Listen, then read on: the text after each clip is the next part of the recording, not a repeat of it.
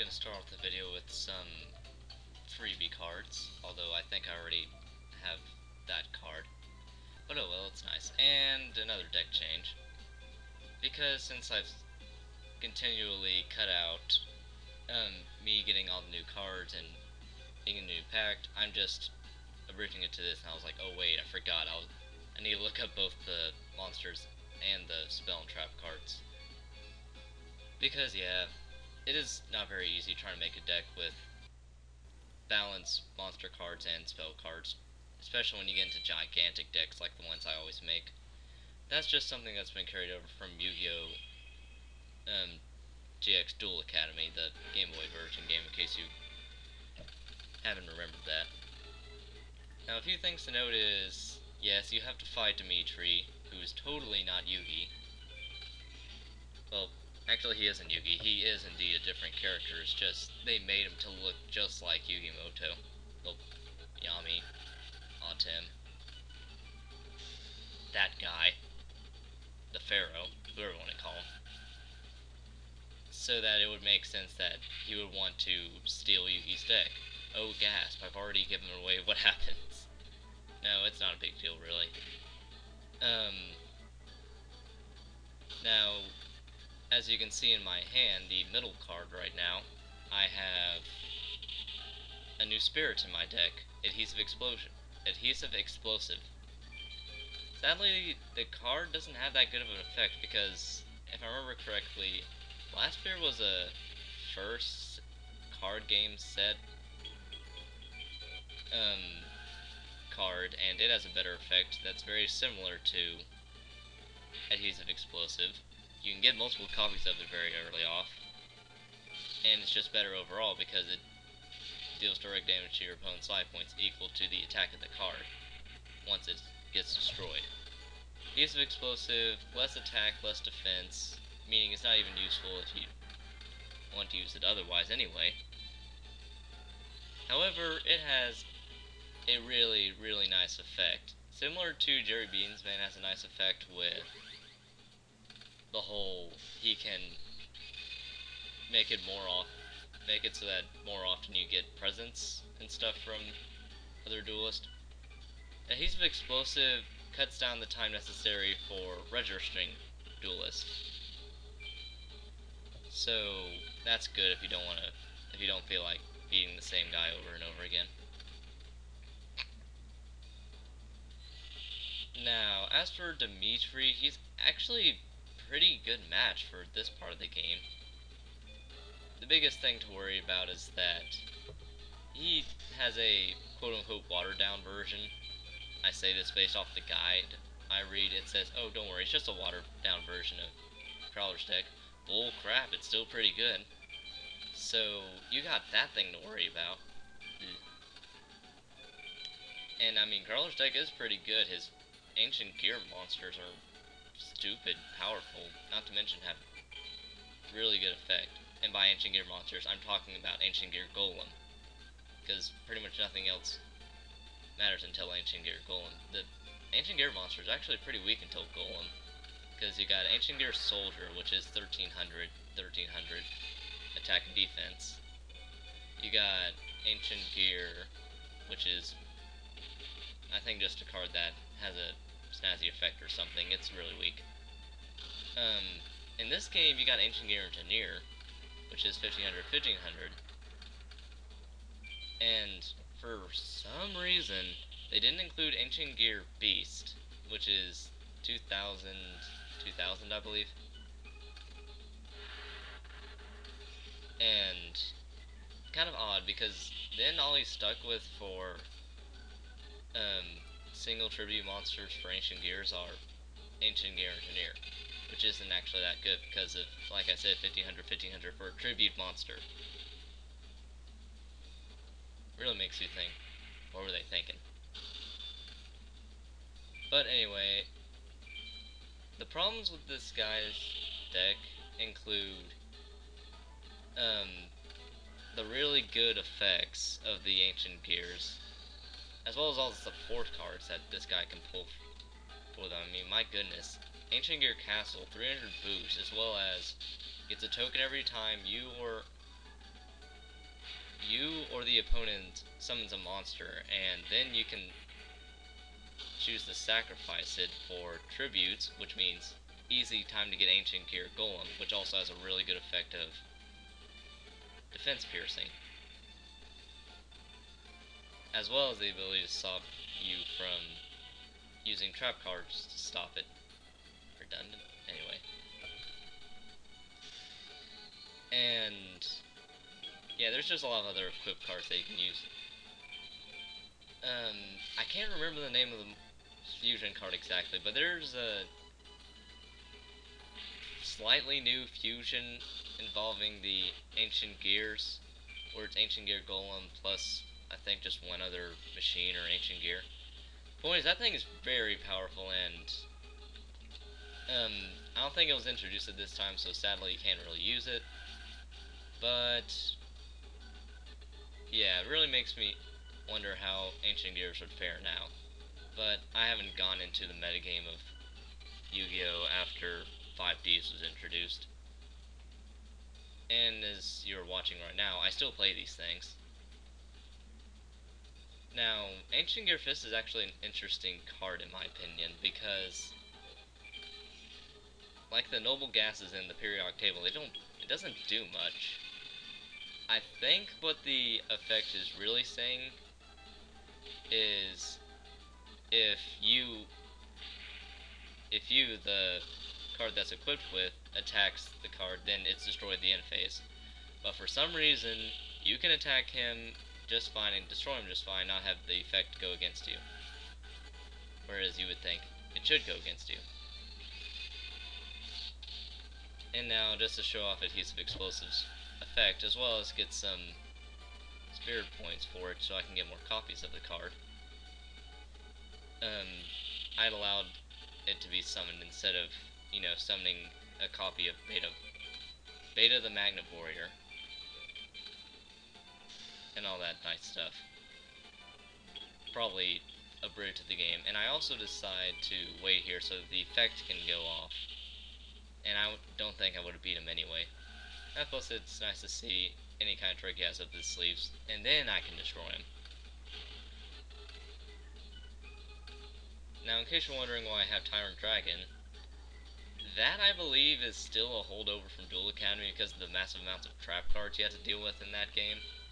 And his effect is that he's unaffected by trap cards. That's pretty good for a monster with 2900 attack. Another thing that's nice about him is, if there's another monster on your opponent's side of the field and he destroys one, he can attack again. That's actually really similar to an extremely broken card, Blackluster Soldier Envoy at the end, which a certain duelist uses much later on in the game. Well, actually he never uses it, but there's a story behind him using it in Duel Academy. Now, I'm not quite done with this duel yet, and probably could have thought that out better, maybe just got rid of the Robotic Knight, but I'm so close to finishing that he's probably not going to win, even if he sets down a trap card because of good old Tyrant Dragon. Now, the duel's pretty much over, because even if that is the trap card that could stop me, which I probably isn't, then I can just go ahead and attack him, finish this out. Yep, there we go. I know what you're thinking, why is this part so long? I mean, it's a good 25 minutes. Well, I decided that I wanted to get every single bit of the Yugi's Tech Got Stolen event possible, and a couple of side events got stuck in the way, not to mention the second fight with Dimitri took so long that it was just, I had to speed up a good portion of the video 4 times, which you're going to see in, I think, 7 minutes. And it was just a mess. I mean, this was originally 30 minutes long, and By quadrupling the speed of that one part by 4, it was a 6-minute segment or so, I was able to scrunch this in a reasonable amount of time because, like I learned from my Mega Man Battle Number 3 Blue blind playthrough, extremely long videos are extremely long and kind of hard to sit through. Oh hey look, it's Tyrant.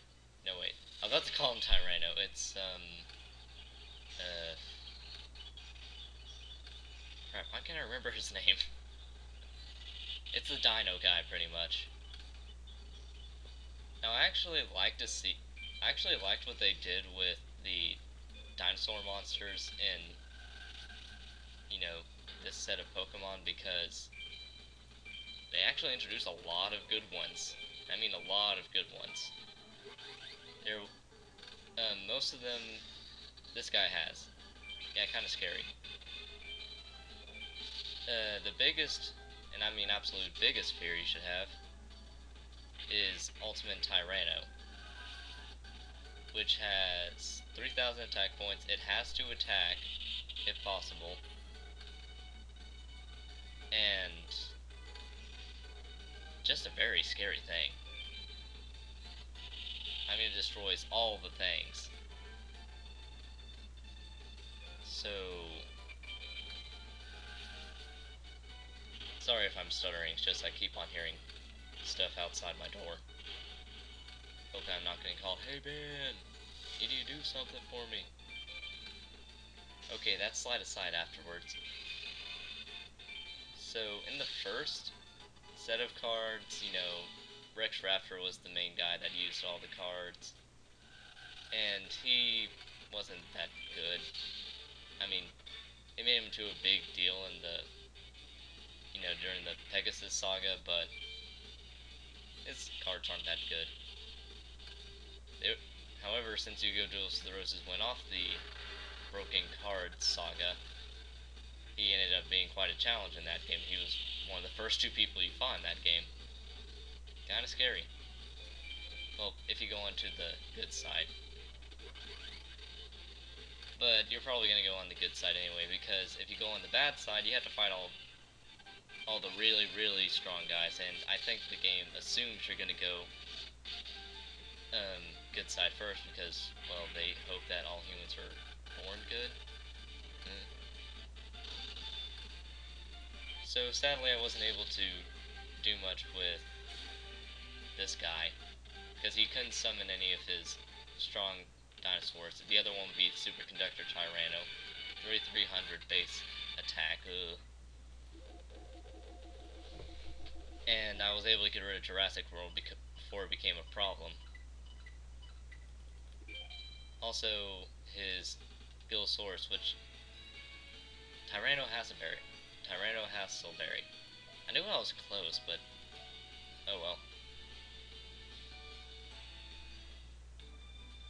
So I didn't have to worry about him summoning super strong dinosaur monsters and then trying to figure out how to get rid of these things. I'm amazed. I've gone easily 13 3/4 of the way into this. Well, 13 3/4 minutes into this, and I've already kept on track that whole time. Usually it took me like 2 seconds, like, okay, time to do a rant. Although I can do a rant, I think I'm still able to talk about stuff for now. I do remember this part of the anime kind of confused me, because I think they did use the original voice actor for Yugi in that episode. Well, Yami, Atem, whatever the heck you want to call him. Keep on wanting to call him Yugi. And quick cut here, because I was searching, and that just kind of lengthened the episode part thing. Can't decide what I want to choose for a word today. And I guess that can lead me into a rant. Why is it that just because it's Yugi's deck, as in the deck recipe that he uses, why is that suddenly considered good? I mean, the reason Yugi wins is because he's able to use those cards and also the heart of the cards stuff we all know and love. And actually that's what Jane says to him is why he lost, because even though Yugi's deck is good, at least in the anime, in this game it's actually rated pretty low. I mean, it's only 3 out of 5. And you find plenty of stronger people later on. Yeah, it's because he can't use it. And I couldn't make a Dragon Ball Z reference with the whole Captain Ginyu switching bodies with Goku thing, but that's a bit of a stretch. And I don't see, I mean, if people can see the deck, and Dimitri can obviously just, look at the deck, write it down as a recipe, and then get the cards necessary for it later, why can't he just do that? I mean, there are multiple times in this game where you might as well have stolen the deck structures of most of the people in this game. I mean, a lot of people in these games give you dual recipes, which is, like I just said, their deck structure. So I don't see why it's such a big deal that he stole his deck. Heck, ironically, whenever Dimitri changes his deck up, he even goes with this deck. I'm not kidding. He straight up copies the deck and reuses it later on. Now this is the sped up part, and for good reason, because whenever he summons Dark Magician Girl, it starts to become a stalemate, because all my monsters have high enough defense that I can block him, but I'm not able to summon anything strong enough to take him out. I try doing that really soon whenever I summon Air Knight Parsaith and try using Metamorph, but he ends up getting destroyed. So I'm left, yeah. One scary thing about this guy's deck is that he has good trap cards, at least the ones that Yugi used. So you gotta watch out for that.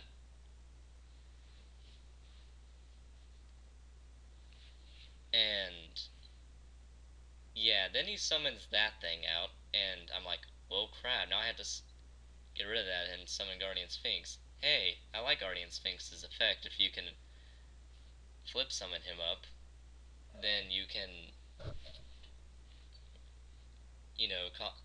cause all of the monsters on your opponent's side to go back into the hand, which is a really good effect, as well as the secondary effect of he can put himself back in face down position at any time, like I'm going to do right now.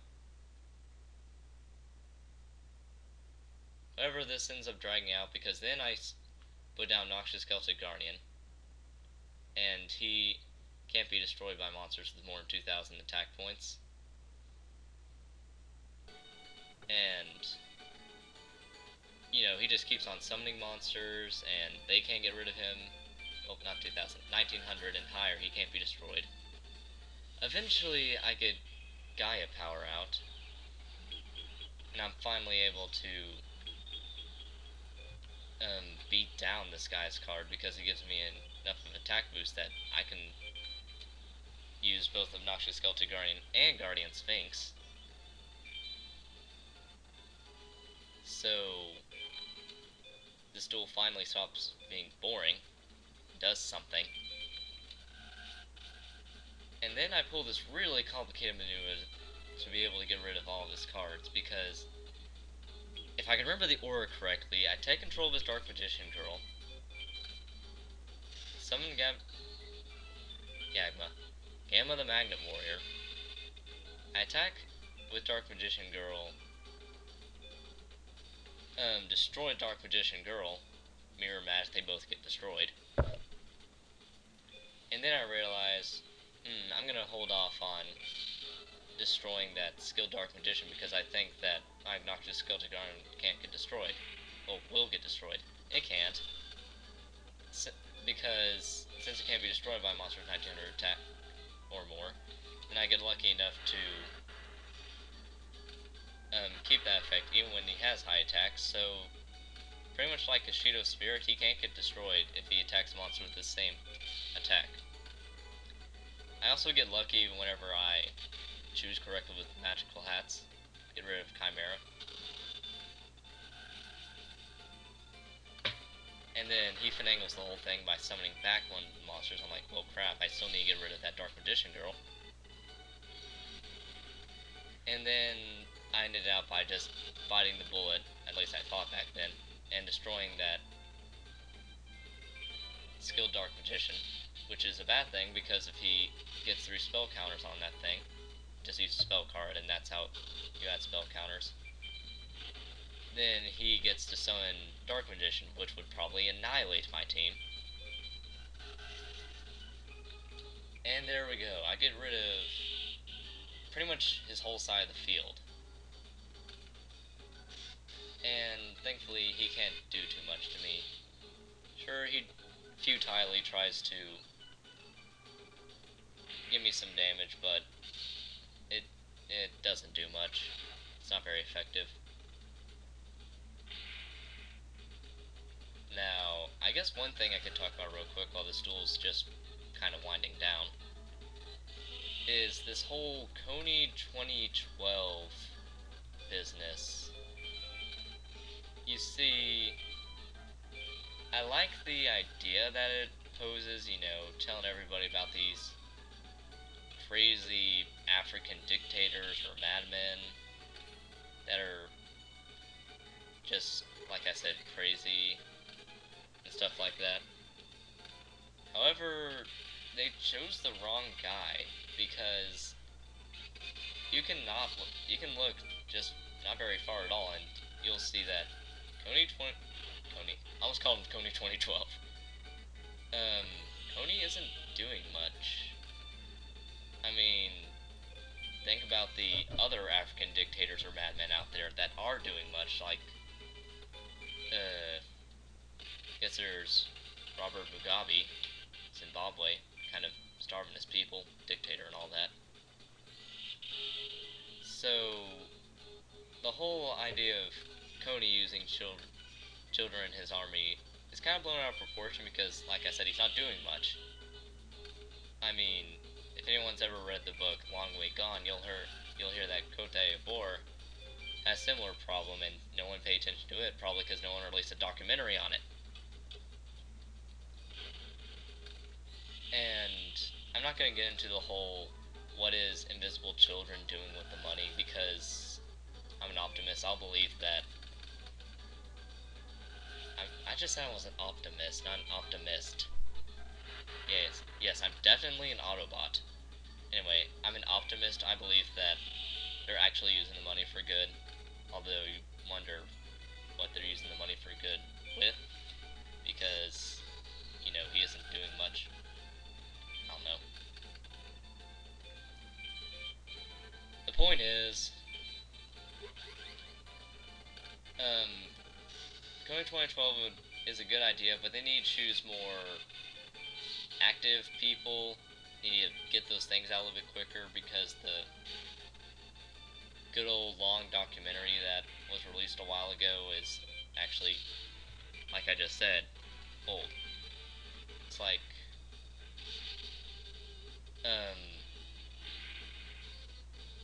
Super Size Me. Just, it's kind of outdated. It was how it was a while ago, but it's not how it is now. So they either need to update that or something. And angry face.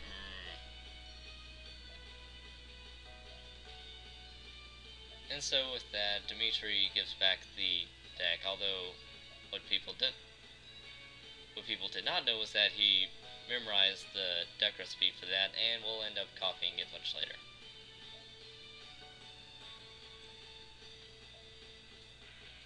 Sadly, I didn't get to talk about the anime version of this duel, but nothing really too interesting happened. I mean, it did introduce Blackluster Soldier, which showed that, like everyone agrees upon, it's as broke as crap. And here I was just trying to see, if I go to sleep, will something happen the next day? Guess what? Nothing happened. So, I guess that's the end of this part.